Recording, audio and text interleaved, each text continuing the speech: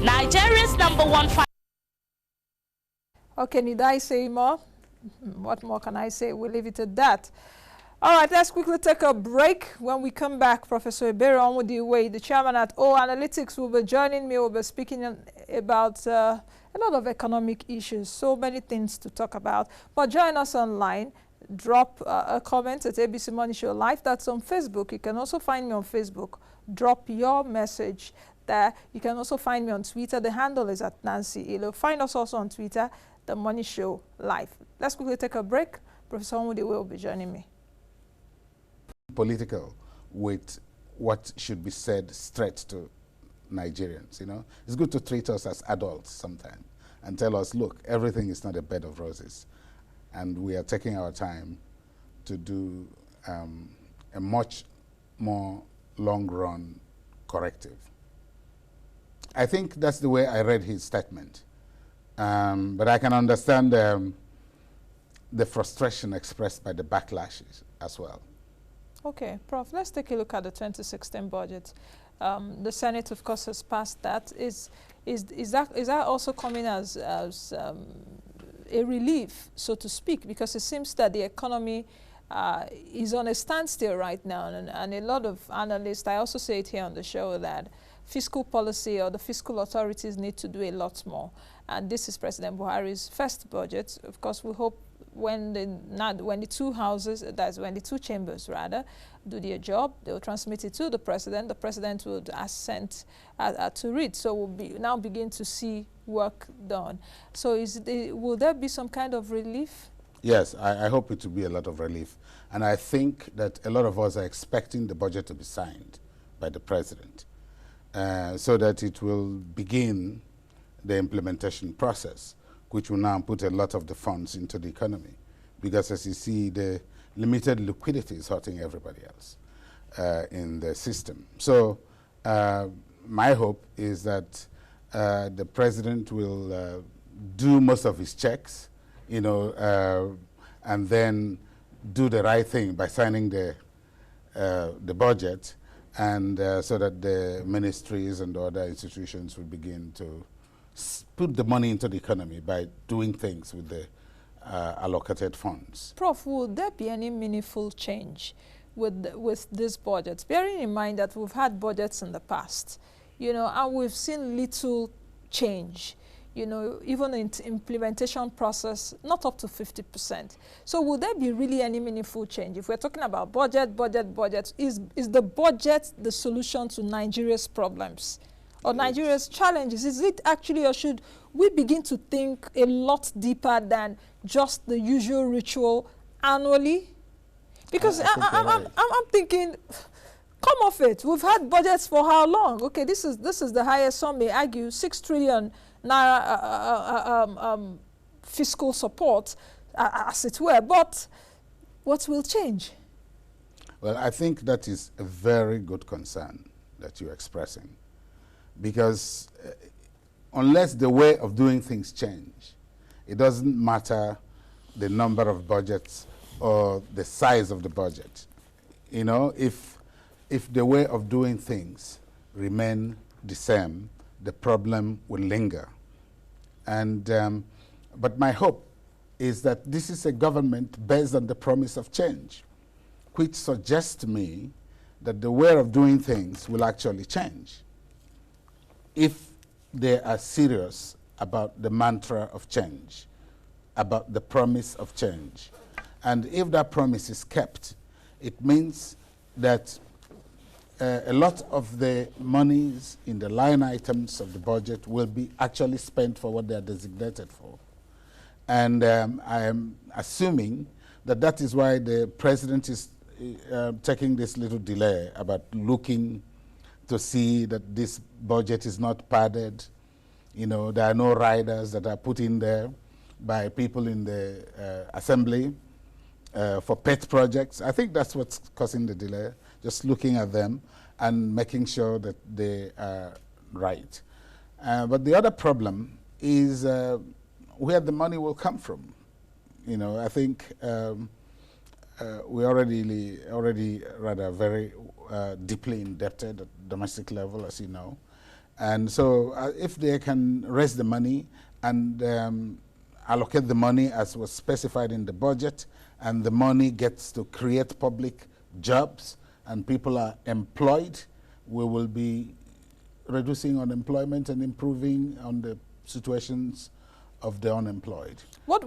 Prof, what do you think is the thing that this administration should do as a matter of urgency right now? What one thing should they do to be able to cushion or lessen the sufferings on Nigerians? Over 100 million people are poor in the country, and just less than $1.90 a day. Lingering fuel crisis, as we know. Businesses are shutting down. They've been shutting down in the past few months. So it seems that the picture about the economy is really not nice, is not colorful at this point. What should President Buhari right now, what shouldn't put him to sleep? What should he be thinking about and finding strategies to do? Just one thing. Well, inclusive development is one thing. Inclusive policies that will bring the poor and give them access to the general economy. And he can do this through a lot of government fiscal policies. So the almost 500 billion naira intervention fund or the support fund in the budget, is it a step in the right direction? Yes, I think it is. I think it's a step in the direction, because in the right direction, because if people are left unemployed, you know, it's devastating. And every day we increase the number of the unemployed. The people coming to the job market increase, and then there is no place to put them in. So the intervention funds will create jobs, you know, if applied honestly, and I at this point have no reason to believe that it will not be applied honestly, because I still believe that this whole thing about change and sanitizing the economy from the past practices of corruption is true. And if it is true, then I assume that this $500 million, 500 billion naira will be correctly applied. There will be money spent in school foods, for instance, and you know that will have a multiplier effect. What will be the honest way to deploy those funds? Because in the past administration, we also had intervention funds. Even intervention funds have always been there. I know the central bank has a lot of intervention funds for our Greek sector. They even built out power at a time during Sanusi Lamido's era as the central bank governor. A lot of intervention funds. But what will make this different? How can this be deployed honestly, just like you said? What is the honest thing? What spice will make it honest that people will definitely, at the end of the day, smile to the bank, as well as creating jobs? I would say it should be deployed into training these people for targeted positions, say for teachers. Which also is in the budget. Exactly. To employ thousands of teachers in the budget. Yes. And for those people with become trained as teachers can also be subjected to some kind of capacity infusion through a process of training. And whenever you do this, you're spending money, and that money is going into the economy. So many countries do it. Public works, they push billions to create jobs so that people will be employed. You know, this can be done. And I think that the sooner it is done, the sooner the economy begins the type of recovery that will make us all comfortable. Should Nigerians be a little more patient with President Buhari in terms of fixing the economy? Because a lot of people has also tongue-lashed him that he's not interested in the economy. He seems to be fighting corruption, which is good on one hand, but is leaving the other part, which, of course, if APC wants to win again in 2019, it will all be dependent on how much money or how much more money do Nigerians have, how many people have you lifted out of poverty, and all those social indices will be the criteria for 2019 if they want to, if they still want to remain in power. So are Nigerians a little bit unfair with President Buhari? Or perhaps the famous body language again says it all, that President Buhari is really not interested in the economy. Would you say that? Well, I think that it is good for President Buhari to have his foot put a little bit in the fire by Nigerians. You know, we can't just, this is a democracy, and we need to always make sure that our leaders are doing things in the way that we prefer, in the way that we've, doing things reflecting our votes to them. And his vote was to, and the vote he got from the people was to make life better. If people, what phrase did he use? Tongue lashing him and so on. Well, you know, uneasy lies the head that wears the crown. He's the president of a democratic society, and so he can get these kinds of things. But we don't need to go overboard and become unreasonable about it. We don't need to go overboard and become unreasonable, because unless we are wearing the shoe, we probably don't know where it pinches, you know, because he has information about the economy that we don't. And of course he should communicate this, you know, so that we know what he's doing, which is why I'm a little sympathetic to Kachuku's statement, because, you know, he said, look, I'm not a magician. I mean, as I said, maybe in politics to put it that way, but he's not a magician, for Christ's sake. He can't make this thing go away overnight. You know? Perhaps should Minister just the president Kachuku, can make it go overnight. Yes, should Kachuku and of course the Minister of Petroleum, who is President Buhari, should they begin also to choose their words and not to be fast to say something, at the end of the day, the next 2 days they say something else and all of that. Exactly. Yes, it takes two to tango. Yes, because we've heard a lot of things around this fuel crisis, around the petroleum, around petroleum products for the past how many months. One day you hear one thing, the other day you hear the other.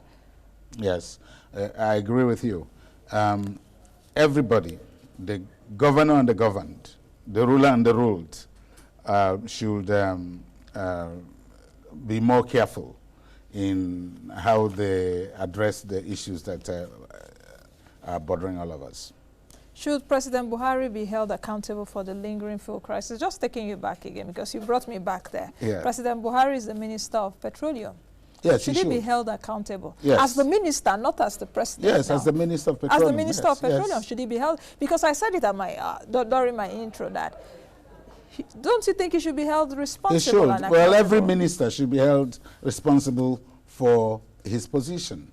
And just as the president is the Minister of Petroleum, the buck stops there in his office before it goes to him as president. As president. Yes. So, and I don't think he expects anything less than for Nigerians to hold him responsible. Otherwise, what right has he to say to Nigerians, you should be good citizens? You know, like what you are trying to do with your conference. You should be good citizens. You should be good followers, you know, and you should understand what we're doing. So the expectation is two ways. Okay. Prof, let's quickly move over to the National Economic Council retreat that was just recently held here in Abuja. What do you have to say about it? A lot of things, a lot of brainstorming, I suppose, because I did read through some of the decisions, some of the highlights of the retreat. What actually do you think? A lot of people also misunderstood it, that it was the summit, but it was not a summit, it was a retreat by the National Economic Council made up of governors and, you know, what do you think? Well, you know, I think that it was a good thing to have done that, you know, to zero in on the most important affliction to this society now, which is an economy that is tanking fast.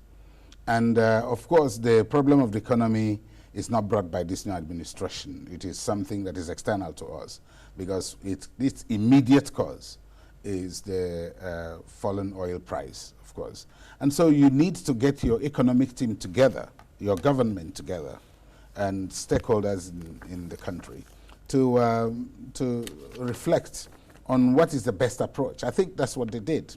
And I hope they did it with facilitators that will guide them through appropriate solutions. And I've seen some of those solutions. And I think, again, if they are followed through, if the charges given to the ministries are followed through, I think they will all combine to help the country move forward.